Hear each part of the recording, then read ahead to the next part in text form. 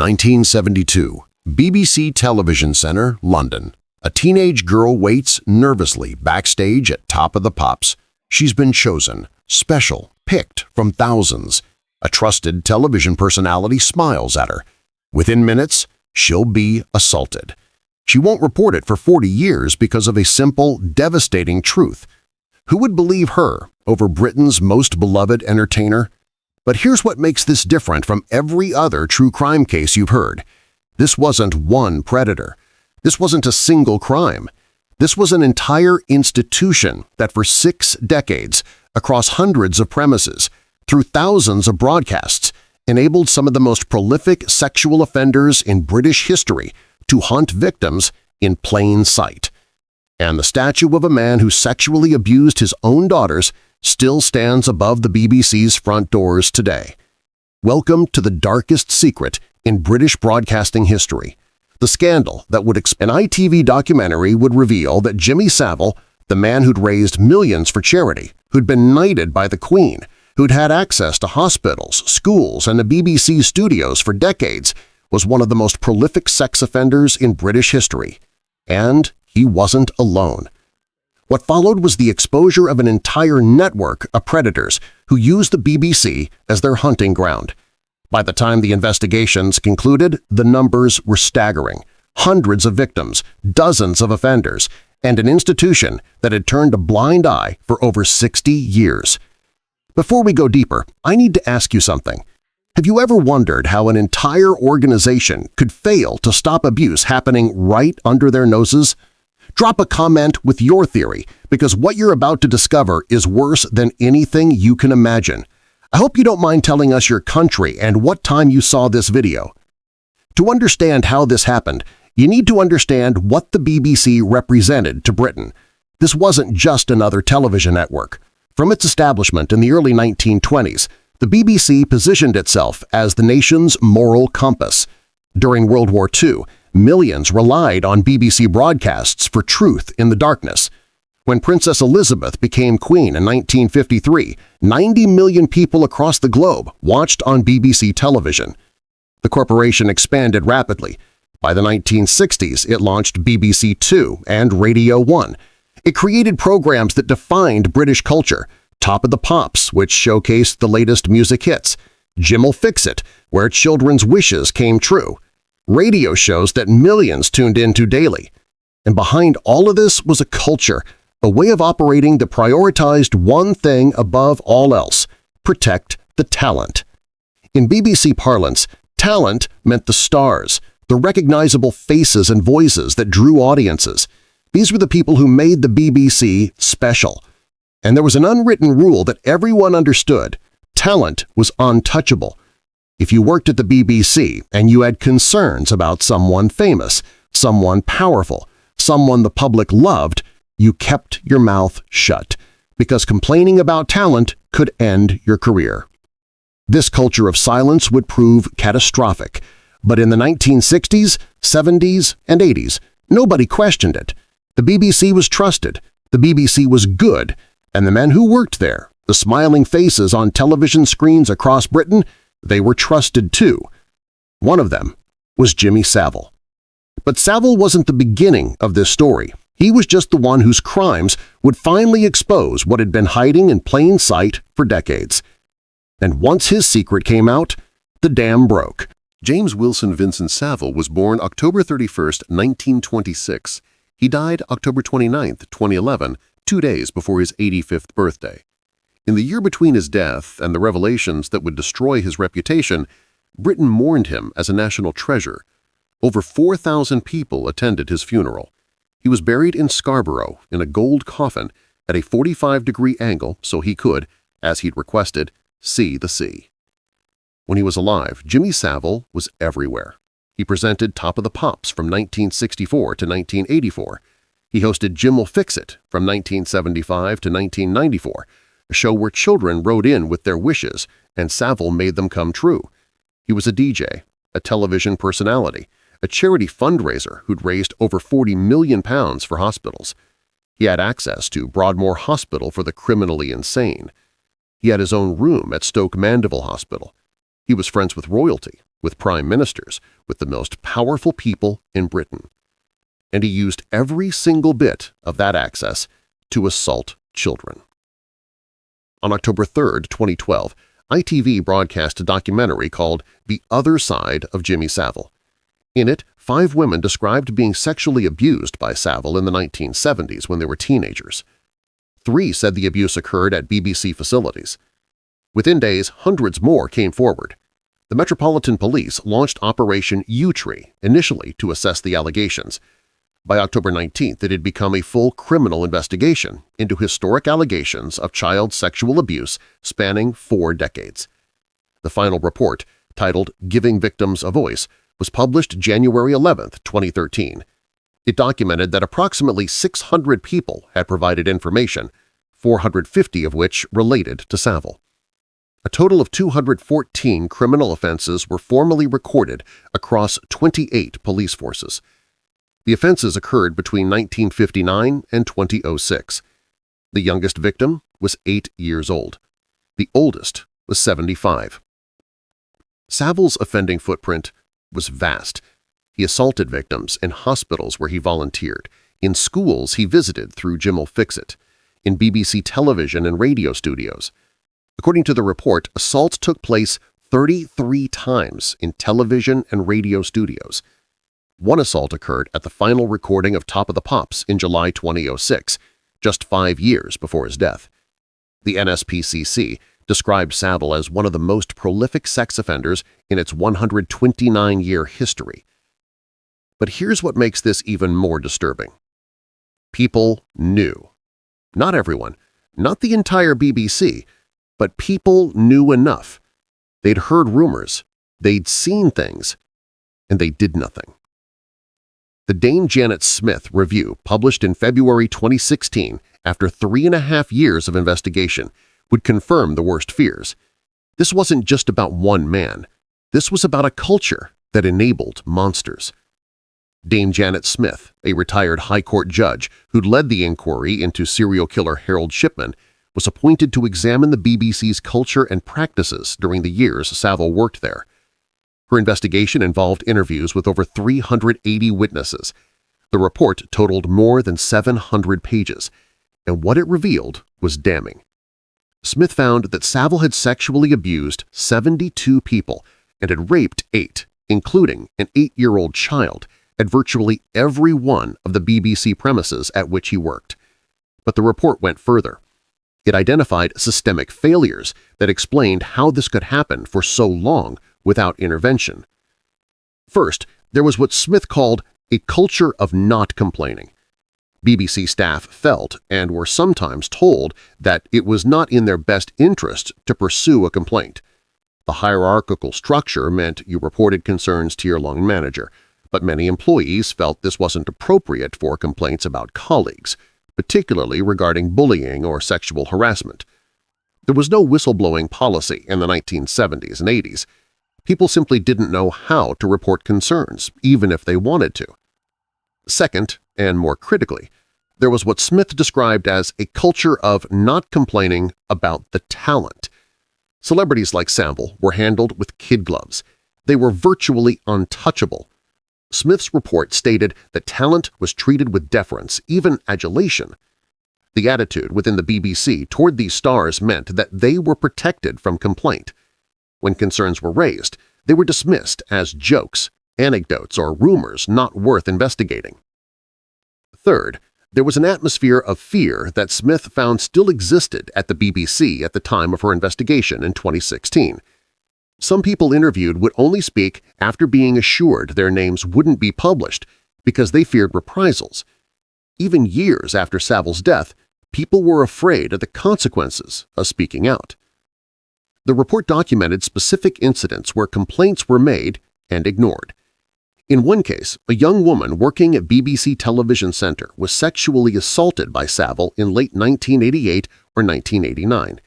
He put his hand inside her skirt, up her leg.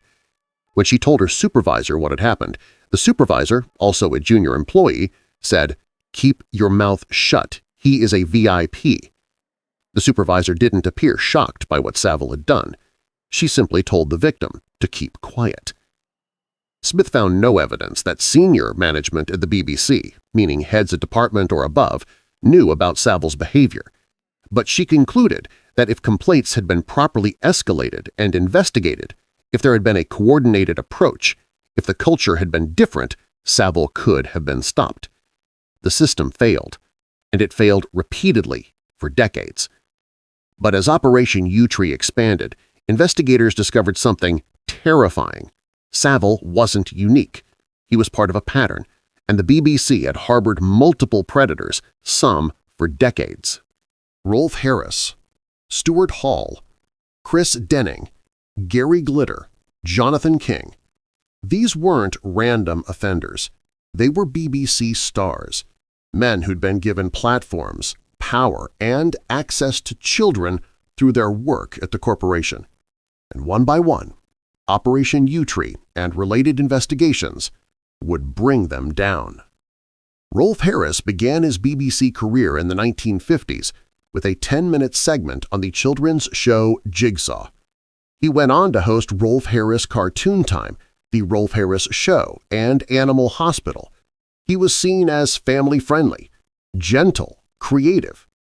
In 2005, he painted the official portrait of Queen Elizabeth II. Children across Britain grew up with him.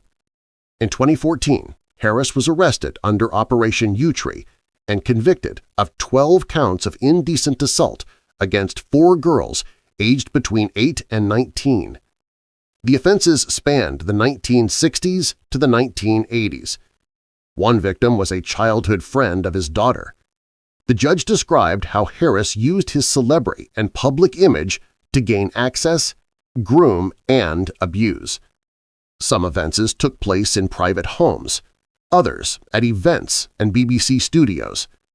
Harris was sentenced to 5 years and 9 months in prison. The judge told him, "You have shown no remorse for your crimes at all. Your reputation now lies in ruins. You have been stripped of your honors, but you have no one to blame but yourself." Stuart Hall presented regional news for the BBC in northwest England and became nationally known as the host of It's a Knockout. In 2013, he admitted to 14 counts of indecent assault against 13 girls aged between 9 and 17. The offenses occurred between the 1960s and 1980s. The court described him as an opportunistic predator who assaulted girls who saw him as a trusted TV personality. The Dame Linda Dobbs review, published alongside the Dame Janet Smith report, found that Hall had assaulted 21 female victims at the BBC between 1967 and 1991. The youngest was 10 years old. The report found that some BBC staff members were aware he was bringing underage girls into his dressing room. They knew, and they did nothing. Hall was initially sentenced to 15 months, which was later increased to 30 months after public outcry, then extended further to 5 years after additional convictions. Chris Denning was one of the original DJs hired for BBC Radio 1 when it launched in 1967. But his offending started years earlier. In 1959, when he was just 18 and long before he worked in broadcasting, he was convicted in West Germany for distributing pornographic images of minors. Despite this, he joined the BBC in 1964, becoming the first voice on BBC Two and later a Radio 1 DJ. Denning's career became a cycle of conviction, imprisonment, release, and reoffending that spanned decades and multiple countries. He was convicted in 1974, but not jailed. In 1985, imprisoned for 18 months. In 1988, 3 years. In 1996, 10 weeks. He fled to Prague, where he recruited impoverished boys from arcades and pools. From 2000 to 2008, he traveled around Europe committing offenses, being arrested, charged, imprisoned, released, and reoffending. In 2013, he was arrested under Operation Yewtree. He pleaded guilty in 2014 to 40 offenses against 26 boys aged between 9 and 17, spanning the 1960s to the 1980s. He was sentenced to 13 years. In 2016, he admitted to 21 more offenses against 11 boys aged 8 to 16. He died behind bars in 2022, aged 81. The pattern was unmistakable. A known offender, repeatedly convicted, somehow continued to have access to children through his celebrity connections. Gary Glitter, real name Paul Francis Gadd, was a major glam rock star in the 1970s who appeared regularly on Top of the Pops. In November 1997, he was arrested after a computer technician discovered horrific images on his laptop. He admitted to downloading more than 4,000 images and was sentenced to only 4 months. After his release, Glitter left the UK, living under false names in Spain, Cuba, Cambodia, and Vietnam. In Vietnam, he was convicted in 2006 of obscene acts with children and sentenced to 3 years imprisonment. After being deported back to the UK in 2008, he was arrested again under Operation U-Tree in 2012. The investigation revealed something particularly disturbing. A documentary about Jimmy Savile included an allegation that Glitter had assaulted a girl in Savile's BBC dressing room. On February 27, 2015, Glitter was sentenced to 16 years imprisonment for assaults on girls aged 12 to 14. He was released in 2023 after serving only half his sentence, then recalled to prison weeks later for breaching license conditions after allegedly trying to access the dark web. Jonathan King discovered and named the band Genesis, founded UK Records, and produced hits throughout the 1970s. He appeared on BBC shows including Top of the Pops and Entertainment USA. In September 2001, he was convicted of 6 offenses of sexual assault involving 5 boys aged between 14 and 15 during the 1980s. He was sentenced to 7 years in prison and released on parole in 2005. In 2015, King was arrested again, charged with 18 offenses against 9 boys aged 14 to 16, alleged to have been committed between 1970 and 1986. The trial began in June 2018, but 2 weeks later he was found not guilty on some charges, and the jury was discharged on the rest. The case collapsed due to major police failures, leaving the allegations legally unresolved. But the pattern was clear. The BBC had provided platform and access to multiple men who used that position to abuse children. These men, between them, had assaulted hundreds of victims. They'd worked at the BBC for decades. They'd been household names, trusted, beloved, and the system that employed them failed to stop them. But there's one more piece to this puzzle that makes the whole picture even more disturbing. If you visit BBC Broadcasting House today, if you walk up to the main entrance on Portland Place in London, you'll see something that captures the entire tragedy of this scandal in stone and bronze. Above the front doors stands a sculpture called Prospero and Ariel. It was carved by Eric Gill, one of Britain's most celebrated stonemasons in the early 1930s. Gill chose characters from Shakespeare's The Tempest, Prospero the magician, and Ariel, the spirit of air.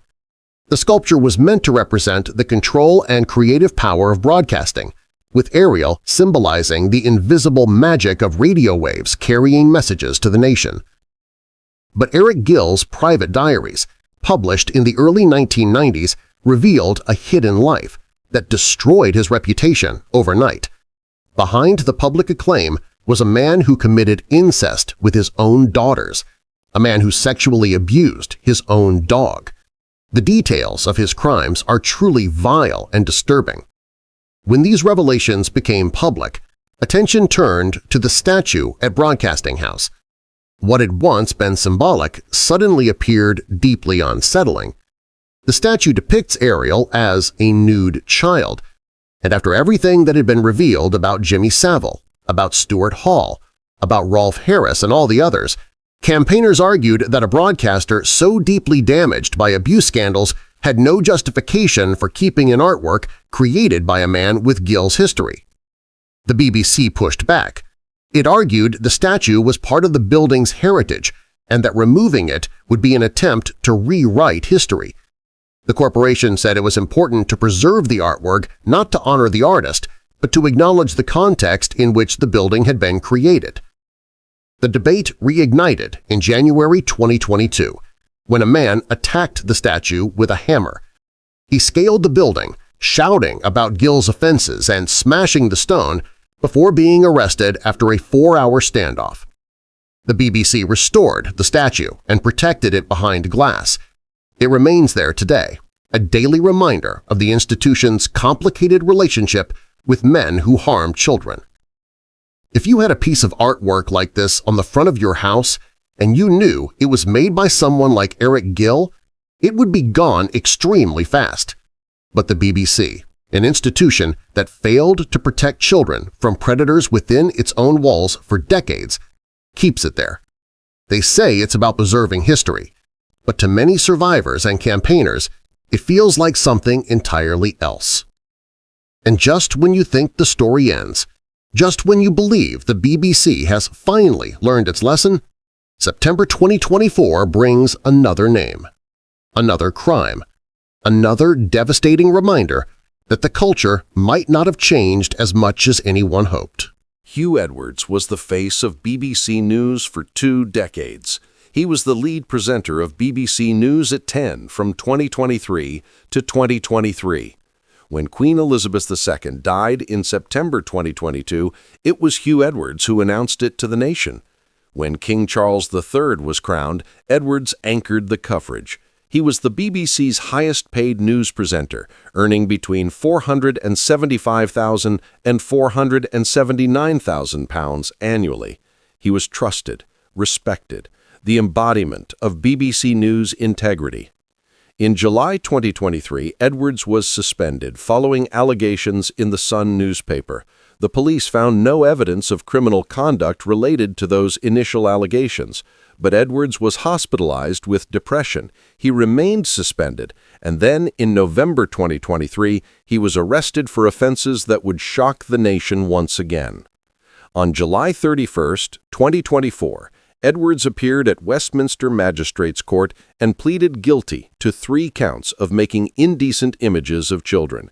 He'd been sent 377 sexual images by Alex Williams, a convicted pedophile from Merthyr Tydfil via WhatsApp. Of those images, 41 were indecent images of children. 7 were Category A, the most serious classification. The offenses occurred between December 2020 and August 2021. On September 16, 2024, Edwards was sentenced to 6 months imprisonment, suspended for 2 years. He was placed on the sex offenders register and ordered to attend a sex offender treatment program. Chief Magistrate Paul Goldspring told him, "It is obvious that you were very highly regarded by the public until information about your crimes became public. It is not an exaggeration to say your long-earned reputation is in tatters." The BBC faced intense scrutiny. Edwards had been arrested in November 2023, but continued to be paid until he resigned in April 2024. Between his arrest and resignation, he received approximately £200,000 in salary. The BBC claimed police had told them about the arrest in strict confidence and requested they keep it confidential. But questions remained. Why was he kept on the payroll? What did the BBC know? When did they know it? The corporation asked Edwards to return the money paid after his arrest, but the damage to the BBC's reputation was done. Here was another trusted BBC personality, another man given a platform and power who had committed offenses involving children. The parallels to Savile, to Harris, to Hall were unavoidable. So here we are, 70-plus years after the BBC's golden age began, more than a decade after the Savile revelations, and the question everyone's asking is the same question that's haunted this story from the beginning. Has anything really changed? By October 2015, 19 people had been arrested by Operation U-Tree. 7 of those arrests led to convictions. The investigation sparked Operation Hydrant, a massive inquiry into historical child sex abuse allegations that identified 1,433 suspects, including 261 people of public prominence, 135 from television, film, or radio. The BBC issued apologies. They commissioned reviews. They implemented new policies on child protection and whistleblowing. Dame Janet Smith made dozens of recommendations for reform. The corporation said it had learned lessons, that things were different now, that the culture had changed. But here's what survivors and campaigners see. A statue of a known child abuser still stands above the BBC's front doors. Huw Edwards was arrested in November 2023 and kept on the payroll for 5 more months. The same institutional instinct to protect the talent, to avoid scandal, to handle things quietly. It's still there. The BBC's response to each revelation has followed a pattern: shock, apology, promise of reform, move on. But the fundamental question remains unanswered. How does an institution, supposedly built on truth and accountability, fail so catastrophically and repeatedly to protect the most vulnerable? The Dame Janet Smith review identified the core problem: a hierarchical culture that prioritized protecting talent over protecting victims, a fear of speaking out, a belief that complaining would destroy your career. That culture wasn't created by one person or in one decade. It was built over generations, embedded in the very structure of the organization. And here's what makes this case different from most true crime stories. In most cases, you have a clear villain, a moment of justice, and ending. But with the BBC scandal, there is no single villain. Savile, Harris, Hall, Denning, Glitter, King, Edwards, they're all part of it, but they're not the whole story. The real villain is systemic failure. It's an organization that valued reputation over truth, talent over victims, silence over justice. The BBC scandal forces us to confront uncomfortable truths about power, about institutions, and about how good people can enable terrible things through inaction. These weren't random strangers who hurt children. These were trusted figures, invited into homes through television screens, given credibility and access through institutional affiliation. What happened at the BBC matters because it reveals how institutional culture can become toxic when it prioritizes the wrong things, when protecting reputation becomes more important than protecting people, when fear of complaining becomes stronger than moral courage, when talent is untouchable and victims are invisible. It matters because the BBC wasn't a fringe organization. It was, and still is, a pillar of British society. If it could happen there, if an institution built on values of truth and accountability could fail this badly, what does that say about other institutions? What does it say about the systems we trust? The survivors of this abuse, hundreds of them, had to live with what happened to them for decades. Many didn't report because they knew they wouldn't be believed. Some tried to report and were told to keep quiet.